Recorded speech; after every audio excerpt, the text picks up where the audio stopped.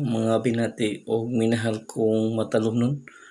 Okay, atong itakol ang panghitabo diri sa Pilipinas guys.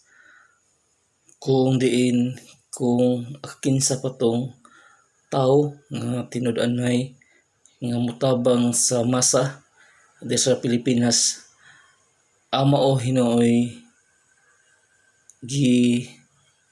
gipapriso guys no sa tinuray jud way lipod-lipod si President Duterte, usa ka presidente nga adunay heart sa mga pobre.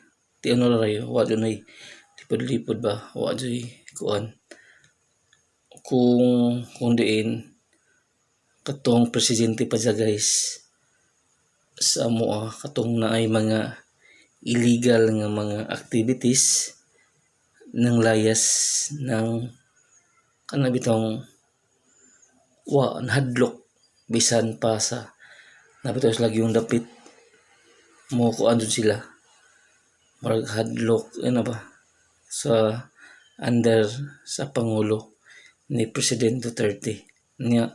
Ang ato pong kuan kanang mga palitonon mas barato tungod sa iyahang kay naman jay heart sa mga masa. Medyo na tinauray way lipod-lipod. Ano bitong ipadakop siya nga tinud-anay nga moserbisyo sa katawhan bitaw.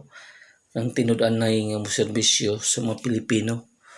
Sakit pero maingon sila up in the rain there is a rainbow nga mogawas tinuod ba karon sakitan ta nga gipriso ang atong pinakabuotan, pinaka the best nga presidente, pero siguro adunay hinungdan, siguro nahitabo na aron mas makabuot pa nato ang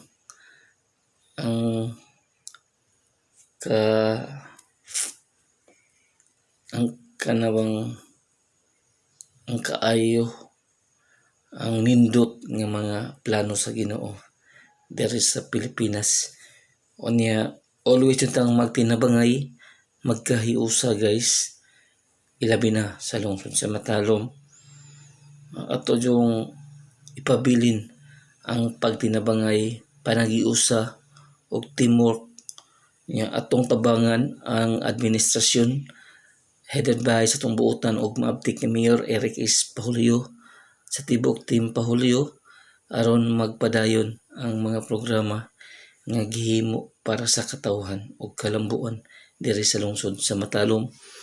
Sa mga negosyante nga ganahan magnegosyo diri sa lungsod sa Matalom, welcome mong tanan nga mo invest og business diri sa mong lungsod. Ang lungsod sa Matalom nanginahanglan og mga investor, nanginahanglan og mga negosyante. Iko pipi bisyo nga mo serbisyo sa katawhan diri sa lungsod sa Matalom.